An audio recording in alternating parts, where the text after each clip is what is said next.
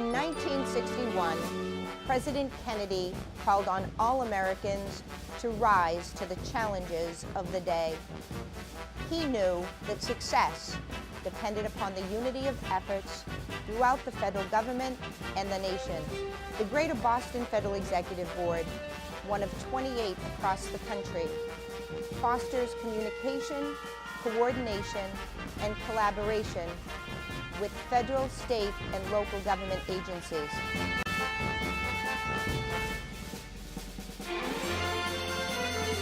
This is your federal government, and I am your host, Diane LeBlanc. Hello everyone. Today we are featuring the United States Securities and Exchange Commission, which is an independent federal agency. We have two guests with us today who are from the Boston Regional Office. Welcome. It's nice to have you both here. You are both carry the title Senior Counsel, right? We have with us Adriana Schick and Eric Giroux. Yep. You know, we like to start our show by giving our viewers just a little bit of background about who our guests are. So, Adriana, Sure. What's your background? How did you come to the Securities and Exchange Commission? Well, thanks very much. And let me start by saying thank you for having us on the show. We're happy to be here. I am an attorney with the United States Securities and Exchange Commission, and I've been with the Commission for about 5 years now. And my background, I obviously went to law school, but is from private firm experience before making the transition over to the government. Excellent. Eric, how about you? I'm very similar bio. We're actually both Massachusetts natives, and I was in private practice before coming to the SEC. I've been at the SEC for 5 years now. Excellent, excellent. All right. So, we like to start by some general information. Tell our viewers a little bit about your agency. What is the SEC? Sure. What do you do? Sure. So we work for the United States Securities and Exchange Commission, which is an independent federal agency. Before I continue, I just need to read our standard disclaimer that we provide, which is that the Securities and Exchange Commission, as a matter of policy, disclaims responsibility for any private publication or statement by any of its employees. The views we express in this interview do not necessarily reflect the views of the SEC, its commissioners, or any other member of the SEC staff, nor are they statements of official SEC policy, legal interpretations, or investment advice. So with that as a preface, the SEC was created in 1934 to restore investor confidence in the capital markets following the stock market crash of 1929 and the Great Depression. And we continue today to strive and promote a market environment that is worthy of the public's trust. The SEC has a three-part mission, which is to protect investors, maintain fair, orderly, and efficient markets, and to facilitate capital formation. As part of that mission, the SEC creates regulations that govern the securities markets. It reviews documents required to be filed by public companies. It provides regulatory oversight for a variety of market participants like broker-dealers and investment advisors. We also enforce the securities laws by investigating and prosecuting securities law violations and pursuing civil remedies. And while we don't have criminal authority, we can and sometimes do refer matters to criminal authorities like the Department of Justice and federal and state prosecutors. And we also work closely with the state securities administrators and other federal agencies like the Commodity Future Trading Association. Excellent. In addition, the SEC provides a variety of resources to investors to help educate them about the securities markets in the hopes that educated investors, may make more informed financial decisions and be in a better position to protect themselves against falling victim to investment fraud. Excellent. Well, that was a great high-level overview. but let's be a little bit more specific about what you actually do. What is a typical day like? Sure. Well, Adriana and I both work in the Boston regional office, which is the regional office of the SEC that serves the 6 New England states. So most enforcement matters, most lawsuits that the SEC brings in New England come out of our office. Within that office, we are both part of what's called the Market Intelligence Group. And it's a fancy name. It just means that, among other things we do, we analyze tips. If someone calls us or emails us or submits a tip online complaining that there's a securities fraud in progress or they're the victim of securities fraud, that typically gets routed back to our desks. And as attorneys, our job is to analyze that tip, to gather the relevant facts in the law, and to help the office assess whether it warrants further inquiry or investigation. So in addition to that, our group also has 2 other functions. One is we handle investor inquiries or questions, and those come in through our phone line, which I'll tell you at the end of our discussion, through our email, and then beyond that, we also do investor education events, outreach, which we'll talk a little bit more about later as well. So let's talk a little bit more about investment fraud. What comprises investment fraud? How does that differ from other kinds of fraud? Okay, so fraud generally is when someone lies to you in order to trick you, and they usually do that in order to get your money. But investment fraud is simply fraud directed at investment products or using investment products, and that would be things like stocks or bonds or penny stock certificates or promissory notes. Now, investment fraud is a little bit different from other kinds of fraud in that what you're buying is something abstract. I mean, it's most a piece of paper. If someone sells you stock, they either send you an email confirming that it went through or some confirmation or a piece of paper. A lot of trust there. A lot of trust. There's a lot of trust involved, and that's why these agencies exist, because it's such an abstract market. Now, if you think in contrast of something like a car, somebody sells you a car and they tell you, oh, it has 20,000 miles on it, and they've messed with the odometer, so it really looks like that. It may turn out that that car has 80,000 miles on it, but at least you have a car, right? But you buy a stock, it's possible that the company. Good analogy. Yeah, I mean, well, it's possible when you buy a stock. Forget about mileage. There's nothing. There's no company. Doesn't even exist. And I just add one more, note here is that the very first securities laws, even prior to the SEC, before we came into existence, were in the early 20th century, and they were called blue sky laws. They were state laws meant to combat securities fraud. And the reason they were called blue sky laws was so that people wouldn't be out there selling people nothing more than a piece of the blue sky, something that's worthless, just pretending they're selling them something. So who's the typical victim of investment fraud? So unfortunately, there really is no typical victim. Many people, both young and old, experienced and inexperienced, become victims to fraud every year. And there are, certain studies and statistics that actually cut against what we think of as the stereotypical victim, the isolated older lady living on her own with limited means who falls prey. And in fact, these studies sort of show that you're more likely to be a victim if you are male, educated, more financially literate, have above average income, and are married.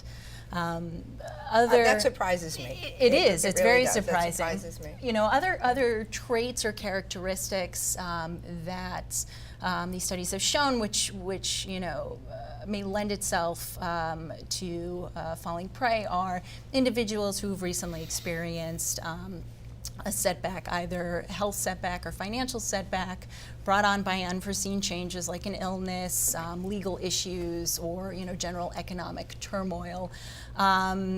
Individuals who are self-reliant in making decisions, or even individuals that take a personal approach to investing, relying solely on advice from friends or family. Additionally, risk takers, in their own personal and professional lives, and people who are open or more regularly exposed to sales pitches or situations involving sales persons. I should mention, however, there are statistics of late that show an increasing threat for seniors, those people defined as 65 or older, who face an increasing threat to their financial security and are more likely to be targeted by investment fraud scams.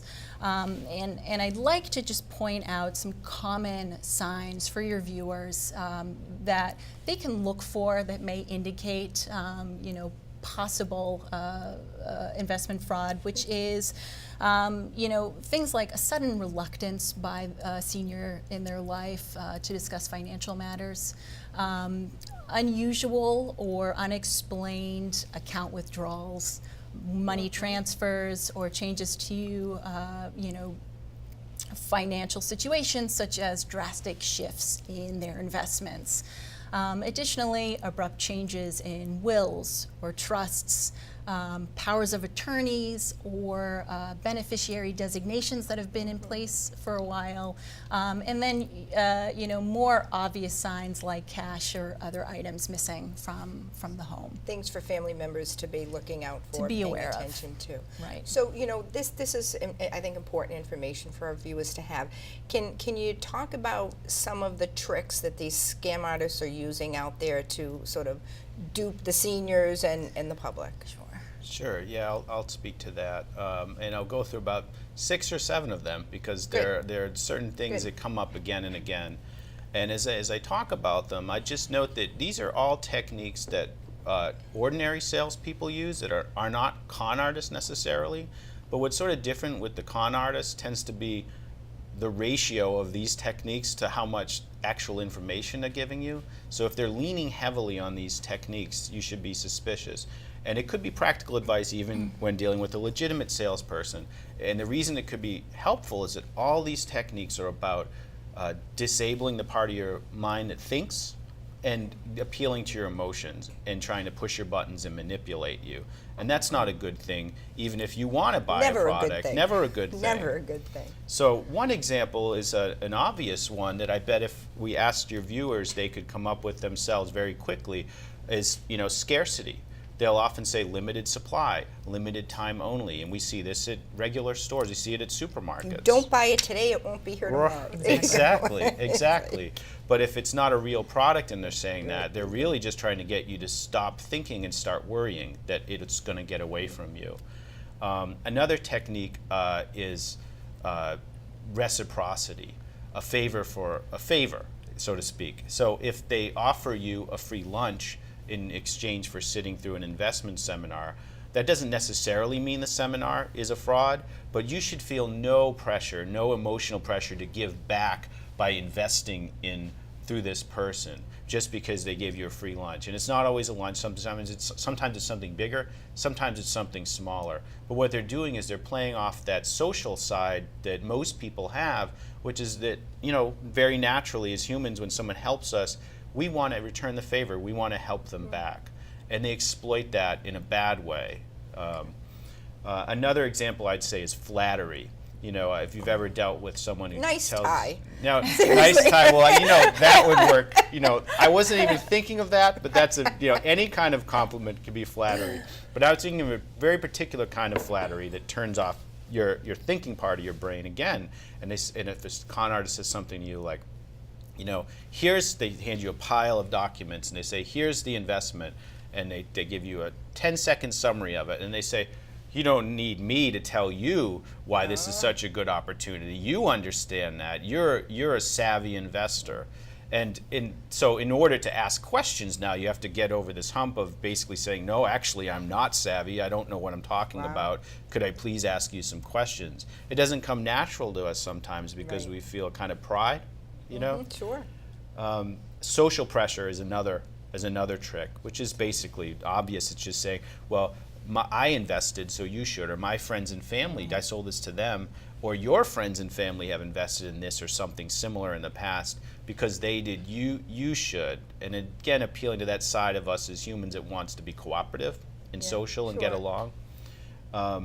Puffing credibility, bragging about their credentials, or saying something like, well, as a senior vice president at XYZ firm, I know my stuff, and I would never, if someone in that position would never sell you something that was not a good investment for you.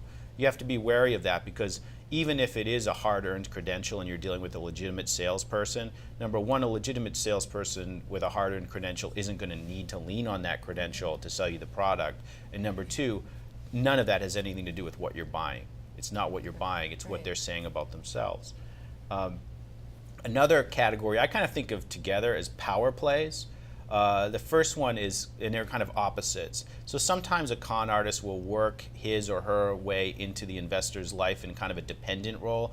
Oh, I'm the long lost son or nephew who you never see around and who needs your help, and I give you a chance to exercise your helpfulness on me. And so they say, well, I need help getting started in business because I'm such, could you help invest some money in my new company? I'm going to do my best, and I think it'll work out. The opposite, which I think is probably more common, is kind of taking an authority figure role in an investor's life, sort of working your way into the investor's life, starting small with things like voluntarily shoveling the driveway, just showing up. Some stranger shows up and shovels your driveway, or brings you a bag of groceries and chats you up. The next thing you know, they say, well, what are your investments like? Are you prepared for the next decade? Seriously, that happens? Oh, this happens. Yes. Wow. Yes, and the next thing you know, you're down at the bank signing over power of attorney to somebody who's just a con artist who's taking advantage of somebody's vulnerability and their emotional need. The last one I wanted to note is just claiming SEC endorsement. Every now and then we get a tip that crosses our desk, or some correspondence where someone has copied and pasted our agency's seal onto their document, or just said That's SEC kind of illegal, endorsed. right? It's illegal. It's completely illegal. But beyond that, I mean, it's always a fraud. I mean, we never endorse anything. So if someone tells you they're selling you an investment that we endorse, they either are a con artist or they don't have any idea what they're selling you, because it is a fraud. And the only other thing I wanted to note was that if you can't remember anything I said about these tricks, most of your audience members have been to high school and have probably been required to read this book, The Adventures of Huckleberry Finn. It's a real classic, but there's a on the raft trip that Huck and Jim take down the Mississippi River, they take on a couple of con artists, Duke and King. And these two guys use basically every trick I've just gone through and another dozen or so to trick the credulous villagers along the Mississippi River. I mean, that was very informative. So we've talked about the tricks. Let's talk about some of the common scams that are out there, and if there are any trends that you're seeing with regard to scams here in New England. Sure, and I'll go ahead and start, and I think Eric will agree there are any number of ways fraudsters try to separate you from your hard-earned money. And I'll start with a scam that perhaps you've heard about and perhaps your viewers have heard about, which is called a Ponzi scheme. Now, a Ponzi scheme is a type of investment fraud where scammers pay existing investors with funds from new investors. Ponzi schemes often look like legitimate investment opportunities at first glance, but many offer unrealistically high returns or overly consistent returns, and scammers need to use money from newer investors to pay those promised returns to existing investors. And very often, investors will experience or begin to experience difficulty receiving payments if the scammers are unable to find new investors to continue paying the returns. And very often there's no actual investing in a venture or in anything at all. And so it's really relying on this coming in and going out. Which segues into another type of scam called a pyramid scheme. Now, a pyramid scheme is a similar type of investment fraud where money from new participants is used to pay returns to existing participants. And these are often marketed as legitimate multi-level marketing companies, but there is an emphasis on recruiting others to join the program for a fee rather than selling a genuine product or services to people outside of the program. And the idea is that existing participants make money or earn commissions, as it were, by recruiting others into the program. Now, these schemes generally collapse when, again, there aren't enough new participants or new recruits to continue paying these types of commissions to the existing participants. Other hallmarks of pyramid schemes are promises of sky-high returns in a short period of time, promises of easy money for little or no effort, and complex compensation structures that are difficult to understand. It sounds too good to be true. It probably isn't. It probably is. There yeah. you go. And switching gears a bit, I want to talk briefly about a variety of scams that use the internet and social media to target potential victims. Now, many investors use the internet and social media to help them make investment decisions. Legitimately. And while there are a variety of tools, available to them that are beneficial, the internet and social media can also be utilized by fraudsters and scammers to target a mass audience for very little time and effort and very cheaply. Sure.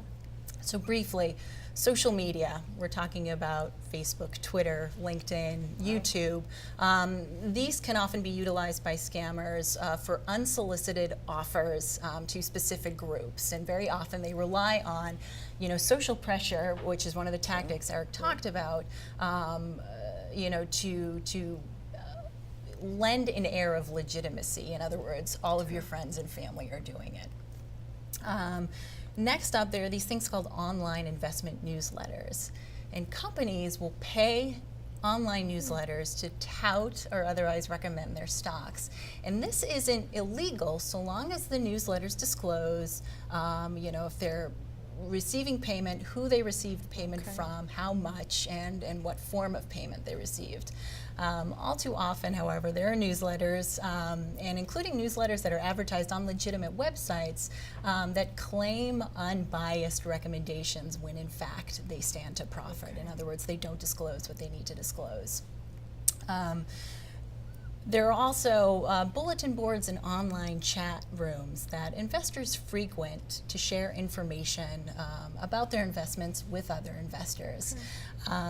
Again, all too often, scammers may frequent these types of chat rooms and bulletin boards and circulate false information about companies or fake opportunities. And it's very difficult to tell the difference between an average investor visiting these chat rooms and somebody who may be trying to scam you or circulate false information. Same can be said with spam or junk email. Again, really effective tools to circulate false information, fake opportunities to a wide audience with little or no effort. Wow. So is the trend toward these online scams, is that? I would say there are unfortunately trends towards a lot of scams, but given the rise of social media, over the past few years, they are definitely tools that are now being utilized much more frequently. So I've seen a statistic that a few years ago, that 40% of investment fraud scams or losses started with some kind of online contact. So I wouldn't be surprised if that's gone up over the years. Yeah. Wow. So what does the Securities and Exchange Commission do by way of outreach to investors, resource for investors? What are you doing to protect investors? Sure. What I would point to, let me first start before I turn to resources, if that's all right, and just give a handful of tips. Great. To you and your viewers on ways that they can protect themselves against investment fraud. Number one, just be aware of the common persuasion tactics and common investment scams that we've talked about today. When in doubt, ask questions. In fact, even if you're not in doubt, ask questions, and ask a lot of questions. A legitimate investment professional will not be deterred if a client or a potential client is asking a lot of questions. A scam artist may be deterred. Also educate yourself, research the investment products or the investment opportunity that's being offered, and don't necessarily rely on what's being said to you or given to you. Do your own independent research and don't invest in anything that you don't understand yourself. And really check the background of your investment professional. Know who you're dealing with. If you run a search for investment advisor, public disclosure, or broker check online, there are tools where you can enter the name of an individual, and you may find some valuable information like, are they licensed? That's kind of important. Which is, it's something you want to look for. Where have they worked previously? And importantly, do they have any disciplinary history that you should be aware of? Have they ever been sued by the SEC? And to that point, never judge the integrity of somebody based off of how he or she sounds. Successful con artists know how to sound professional, and they know how to foster relationships of trust and confidence with their potential victims. So, research, do your own research, and ask a lot of questions. Excellent. Those are great tips. As turning to resources that are available, to get back to your original question, I would say the single best resource is the SEC's website, investor.gov. That's investor.gov. This is the SEC's website for investors, and broadly speaking, it offers a wide range of information, such as basic information on saving and investing, types of investment products, easy links to check the background of your investment professionals, as well as more detailed information about the types of persuasion tactics and investment scams that we're talking about today. Additionally, there are practical tools that people may want to utilize on investor.gov, such as a compound interest calculator, which helps you determine how much your money may grow under the power of compound interest, as well as retirement calculators that helps investors determine, how much money they may need to contribute if they're trying to reach a specific financial goal. In addition, there are specific guides available, specialized resources for target population. These include, and I'll hold up a few of these. There's a guide for seniors that is targeting, senior citizens and information they should consider when investing. We also have information, saving and investing basics for military personnel.